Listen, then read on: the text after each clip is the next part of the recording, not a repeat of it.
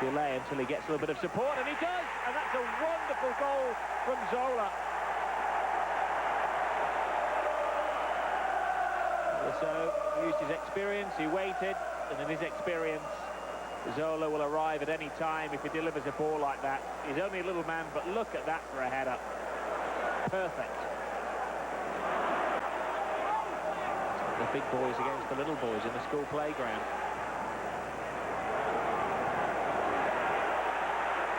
Fans want a shot, the fans get a shot. Myra makes the save, Zola plays it in.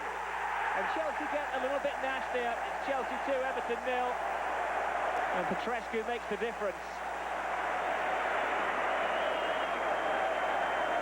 The birth blocked superbly by Myra, but he had no support as the ball came in. The most determined man in the 6-yard box was the Romanian Dan Petrescu. His 3rd goal of the season.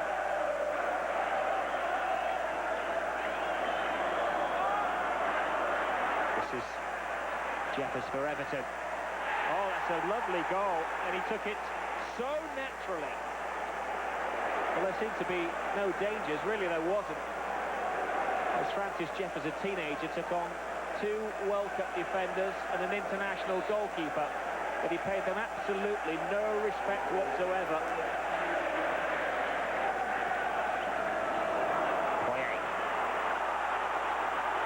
And a chance for a Chelsea 3rd.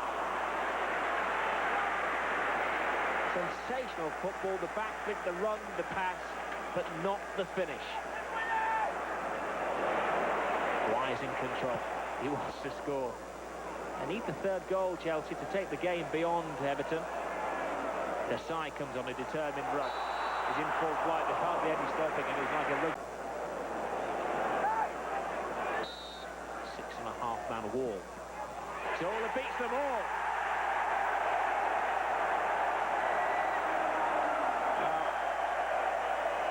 He found the slightest of gaps in the wall that had been erected, didn't even knock a brick out, and that was as perfect a free kick as you're going to see this season. Jeffers is on the ball.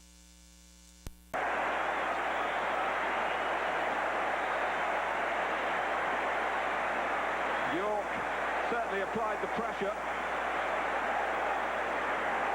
Blankus, little chip. Goals. It's Watson own goal. Steve Watson trying maybe to cushion it, trying to get out of the way. Manchester United at this stage of the season happy to be in front.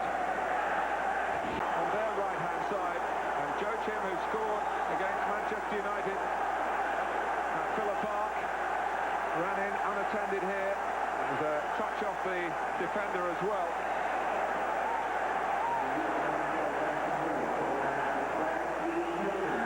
But it's 1-1. Paul Scholes couldn't prevent the ball going in. To leading Aston Villa. 2-1. David Beckham, all very much his own work.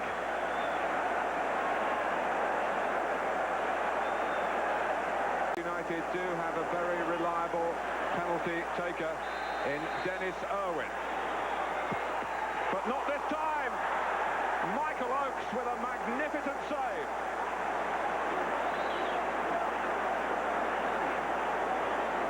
Well, if he was perplexed by Beckham, Irwin slipped as he hit it.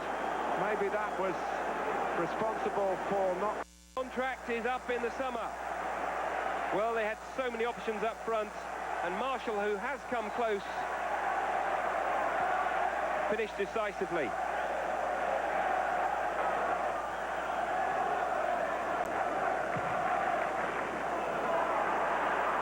Beattie. Options to his right. One of them is Dodd. Jason Dodd. Marsden! Back on level terms!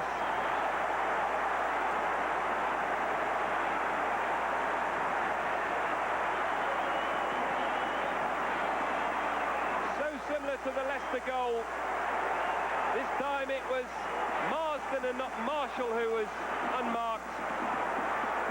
And Southampton, who laboured in this first half, back in it. Founded Sinclair, but not Keller. Benali. Well, Beattie's got a bit of space. It's in! James Beattie!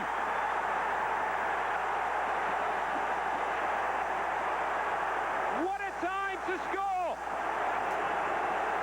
15 minutes to go!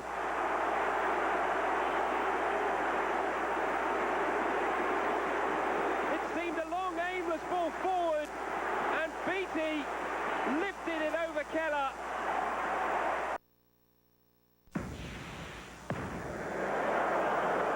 West Ham won their last game at home 5-1, but this 6-goal spectacular won't be as fondly remembered. Jimmy Floyd Hasselbank's 20th goal of the season, the start of a rout. The Hammers have been on terms for only 25 seconds. But it wasn't the goals that will live in the memory. Ian Wright's elbow on Alvinga Haaland saw him booked after just 8 minutes. 8 minutes later, he was sent off. In his defence, he did catch an elbow in the face from Ian Hart, but his reaction left ref Rob Harris with little option but to produce a second yellow.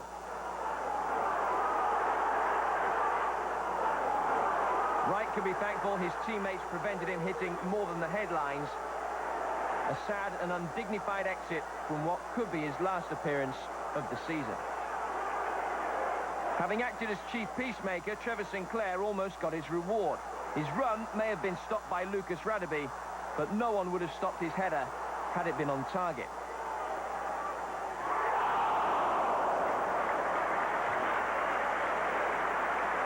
But the headaches would soon be getting worse. In time added on, because of the Wright incident, Alan Smith doubled the lead.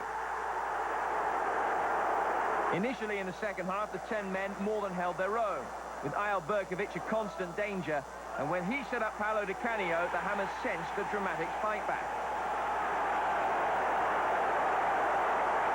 But if the 10 men were doing all right, they couldn't do it with 9. Mark Vivian Foe's indecision left Shaka Hislop little alternative to stop a charging Hasselbank. The inevitable red card to Hislop left sub-keeper Craig Forrest facing the penalty. He got an early touch of the ball. Ian Hart's spot kick was followed by Leeds' fourth. Lee Bowyer's goal sealing the Yorkshireman's place in next season's European competition. This victory had long been assured. And seconds later, the 9 men were 5-1 down. Haaland's precision finish, the penultimate noteworthy event of an extraordinary match. Even Hammers legends could barely remember anything to compare with this. Needless to say, the last word belonged to the red card. Steve Lomas, the third recipient for a late lunge on Ian Hart. Hammers boss Harry Redknapp declined to be interviewed after the game.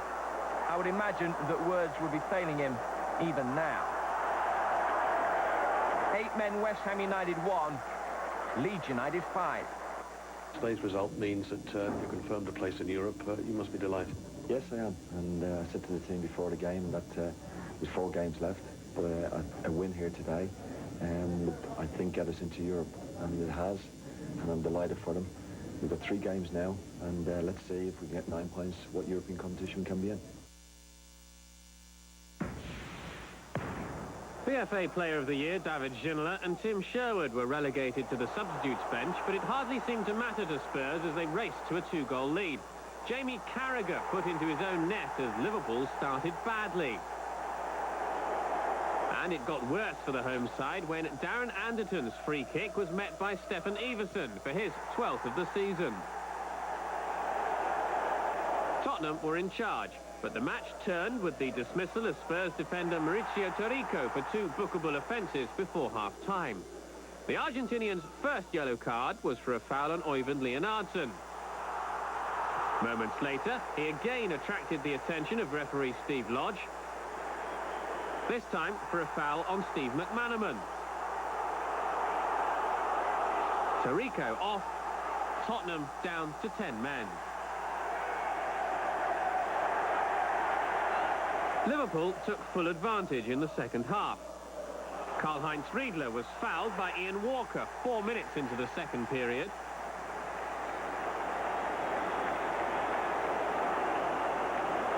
And Jamie Redknapp brought the home side back into the match from the resulting penalty. Redknapp set up Paul Ince for the equaliser 13 minutes from time.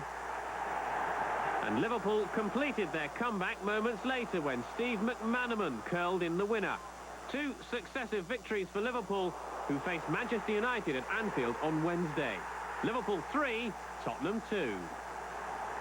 The turning point in the game was obviously the sending off 3 or 4 minutes before half-time, and the penalty kick 3 or 4 minutes into the second half. And on reflection, I feel for Tarico a bit, but the referee has had to make his decisions. But I thought the 2 challenges were very innocuous challenges, and I'd like to see it on the video.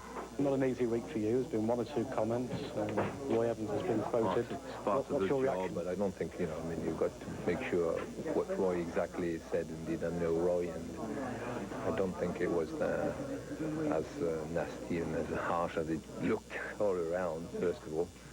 And I would say that anyway. I have nothing to say and to respond to that. I mean, you know that as a manager, sometimes you get unpleasant or nasty things coming out. That's part of it, and to be fair, you know, my skin gets used to it. There can have been few North-East derbies with as little at stake as this, so on a different day, Newcastle might have brewed a succession of missed chances. Gary Speed and Alan Shearer were both denied by Mark Schwarzer. Duncan Ferguson and Nikos Dambizas denied by each other. Newcastle's domination counted for nothing, although it should have done. It was Borough who struck first, Robbie Mustoe seizing on the latest defensive error to have blighted the Geordies' season.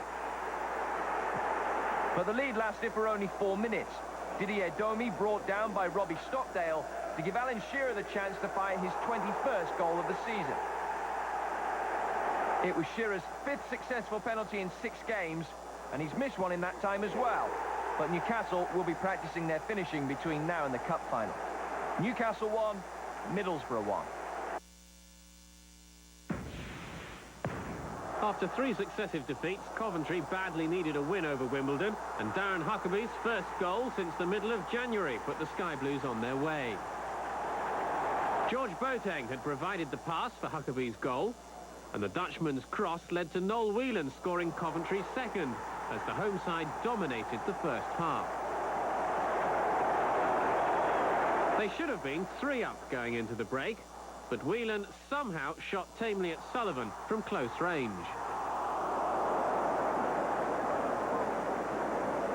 Wimbledon, woeful in the first half, woke up in the second. John Hartson pulled a goal back to set up a tense finale, but Coventry hung on for a valuable victory. Coventry 2, Wimbledon 1. It was a big one for us. I think a lot of people have been watching here for 3 defeats in the trot. Maybe thinking we'll go for 4 in the trot. And that can happen when you're under pressure, and we have been under a bit of pressure. But the football we played in the first half and the first hour, I thought was excellent. Considering the pressure we were under, it really shouldn't have been that type of football that we were playing. But as I say, we keep missing chances and we keep making it hard for ourselves. The law of averages suggested that Forest were bound to win at home again one day. The law of sod suggested it would be as soon as their relegation was confirmed. Hugo Porfirio, the man with the balance and the poise to embarrass Sheffield Wednesday inside the first 15 minutes. And 2 minutes after that, it was 2-0. Alan Rogers benefiting from Emerson Tome's poor clearance and cruel deflection. Forest had sealed their first home win since August the 22nd after 19 barren games at the City Ground. They held on in the second half despite Carlton Palmer's defensive indiscretion on Danny Sonner, which earned Wednesday a penalty. And it was left to Mark Crossley, the man known as Norm, to thwart Benito Carbone. It was a good break for the Norm, and with Forest winning, a break from the Norm. Nottingham Forest 2, Sheffield Wednesday 0. Well, that's all she wrote for the Saturday match.